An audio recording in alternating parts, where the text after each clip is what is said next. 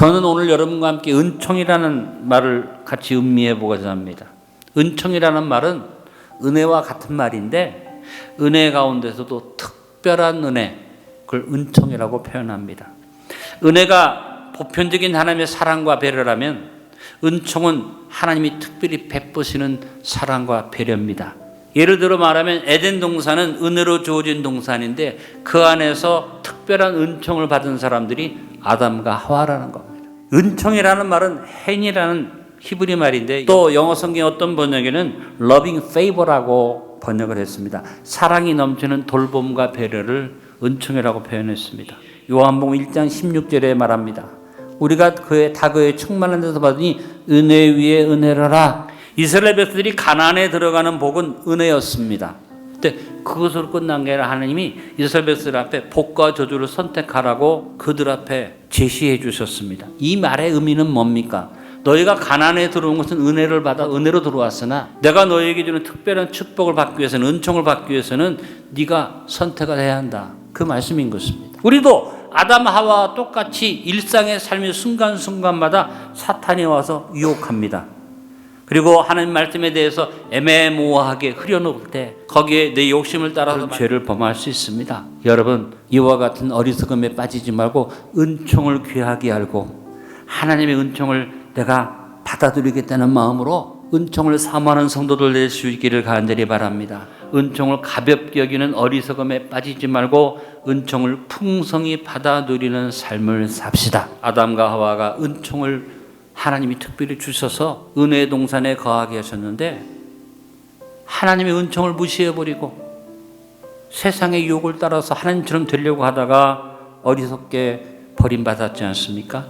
오늘 1절에서 가장 기본적 인생의 교훈에 대해서 1절에 말씀합니다. 많은 재물보다 명예를 택할 것이요 은이나 금보다 은총을 더욱 택할 것이니라. 하나님의 은혜를 깨닫고 감사함으로 은총을 구하는 삶을 살고 내 삶의 관계 속에서도 여러분 은총을 구하는 겸손한 지혜로 살아가시길 바랍니다. 역사의 이래로 절대적 권세를 가진 것 같으나 백성의 은총을 구했던 왕은 대접을 받았고 백성의 은총을 구하지 않았던 왕은 버림을 받았습니다. 사울 왕은 백성들이 은총을 구하지 아니하고 자신의 권세를 고집했는데 결국은 하나님 앞에 버림받고 백성에게 버림받았습니다. 어리석음을 버리고 겸손하게 은총을 구하며 삽시다. 오늘 2절에 가서 말합니다. 하나님의 주권을 말씀하고 있습니다. 가난한 자와 부한 자가 함께 살거니와 그 모두를 지으시는 여호와이시니라. 이 세상은 다 똑같을 수 없어요. 가난한 사람도 있고 부한 사람도 있는데 모든 것은 하나님의 주권에 있다. 결국은 누가 은총을 받느냐? 왜 나는 가난합니까? 왜 나는 이렇게 어렵습니까? 말하지 말고 그 모든 것을 주권을 가지고 행하시는 하나님 앞에 여러분이 하나님의 주권을 인정하고 하나님 앞에 감사하면 그 사람은 은총을 받습니다. 동방의 최고의 부자로 불리웠던 욥이 고난을 받아서 재산을 잃어버리고 자녀를 잃어버리고 몸에 병이 들어서 모든 것을 다 상실했을 때 그가 하나님의 주권에 대항하지 않고 하나님의 주권을 인정하면서 하나님께 기도했습니다. 욥기서 1장 20절로 22절에서 욥이 일어나 겉옷을 찢고 머리털을 밀고 땅에 엎드려 예배하며 이르되 내가 모태에서 알몸으로 나왔사온즉 또한 알몸이 그리로 돌아가올지라. 주신 이도 여호와시요 거두신 이도 여호와시오니 여호와 이름이 찬송을 받으실지니이다 하고 이 모든 일에 욥이 범죄하지 아니하고 하나님을 향하여 원망하지 아니하니라. 하나님의 주권을 인정해서 욥이 모든 것은 다 하나님께 있습니다 하고 그때 하나님 주권을 인정했더니 그 결과로 하나님의 주권에 순복했던 욥은 모년에 더 큰 은총을 받아 누렸다고 욥기서 42장 12절은 말합니다. 여호와께서 욥의 말년에 욥에게 처음보다 더 복을 주시니. 시편 31편에 보니까 다윗이 자기를 가르쳐서 깨어진 그릇과 같다고 어려운 상황 속에서 그는 기도하는데 그 속에서 다윗은 하나님의 주권을 의지하고 순복하며 기도한 것을 봅니다.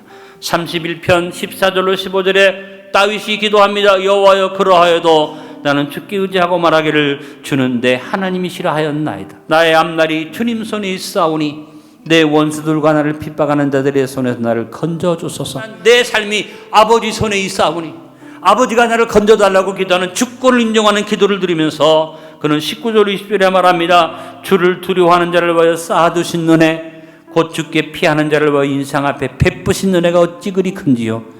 주께서 그들을 주의 은밀한 곳에 숨기사 사람의 꾀에서 벗어나게 하시고 비밀이 장막에 감추사 말다툼에서 면하게 하시리이다. 그가 하나님 앞에 절대 주권을 인정하면서 은총을 구합니다. 무슨 은총입니까? 쌓아두신 은혜가 나에게 주어짐을 믿습니다. 하나님의 주권 앞에서 어리석음을 버리고 순복하면서 다윗이 고백한 쌓아두신 은혜를 나에게 주어진 은총으로 구하면서 경외와 두려움으로 살아갑시다. 진퇴를 분별치 못함으로 은총을 놓치는 어리석은 자가 되면 안 됩니다. 오늘 3절에 은총에 대해서 말하면서 3절에 이런 설명을 합니다. 슬기로운 자는 재앙을 보면 숨어 피하여도 어리석은 자는 나가다가 해를 받느니라. 어린아이는 미숙하죠. 분별력이 없습니다. 장성하지 못하기 때문에 나가고 물러가는 진퇴 분별력이 없어요. 근데 우리 삶 속에 진퇴 분별력이 없는 사람들이 있습니다. 대표적인 사람이 러시아의 푸틴과 같은 사람. 내가 김정은 아니겠어요? 장성하고 성숙한 사람은 분별력이 있습니다. 히브리서 5장 14절에 단단한 음식은 장성한 자의 것이니 그들은 지각을 사용함으로 연단을 받아 선악을 분별하는 자들이니라. 총선이 끝났어요. 당나게 일희일비하지 말고 대한민국의 지도력이 진퇴를 분별하기를 기도합시다. 그래서 하나님 앞에 겸손과 경외를 잃고 패역이기를 감으로 은총을 놓치는 어리석은 자가 되지 않기를 바랍니다. 오늘 4절로 5절에 패역에 대한 말씀이 있습니다. 겸손과 여호와를 경외함의 보상은 재물과 영광과 생명이니라. 패역한 자의 길에는 가시와 올무가 있거니와 영혼을 지키는 자는 이를 멀리하느니라. 패역이라는 말은 구부러지고 어그러났다는 말입니다. 강팍하여 자기 생각과 욕심과 고집도 행하는 사람을 패역하다고 말합니다. 가인과 같은 사람, 사울왕과 같은 사람, 이 시대의 푸틴과 같은 사람, 시진핑 같은 사람, 김정은과 같은 무리를 말합니다. 겸손이 없습니다. 하나님을 두려워하지 않습니다. 백성들을 기만합니다. 거짓을 말합니다. 무도한 짓을 행합니다. 기도합니다. 우리 대한민국 땅에 패역한 자들이 사라지기를 기도합니다. 빌립보서 4장 4절로 7절에 주어진 교훈을 묵상합시다. 주 안에 항상 기뻐라. 내가 다시 말하노니 기뻐라. 너희 관용을 모든 사람에게 알게 하라. 주께서 가까우시니라. 아무것도 염려하지 말고 다만 모든 일에 기도와 간구로 너희 구할 것을 감사함으로 하나님께 아뢰라. 그리하면 너 모든 지각에 뛰어난 하나님의 평강이 그리스도 예수 안에서 너희 마음과 생각을 지키시리라. 여러분, 천국 가는데 지장이 없으면 웬만하면 관용하고 용서하고 덮어주며 삽시다. 극단적인 편가르기를 따르지 말고 편협된 생각과 자세를 버리도록 합시다. 분을 품고 노하고 안갚음과 보복을 해내는 마음이 우리의 사회 속에 물러가기를 기도하고 패역으로 인한 가시와 엉겅퀴가 사라진 사회를 만들어서 겸손함으로 경외함으로 보상으로 재물과 영광과 생명을 더 풍성히 얻어 누리는 자유민국의 미래가 될 수 있기를 기도합니다.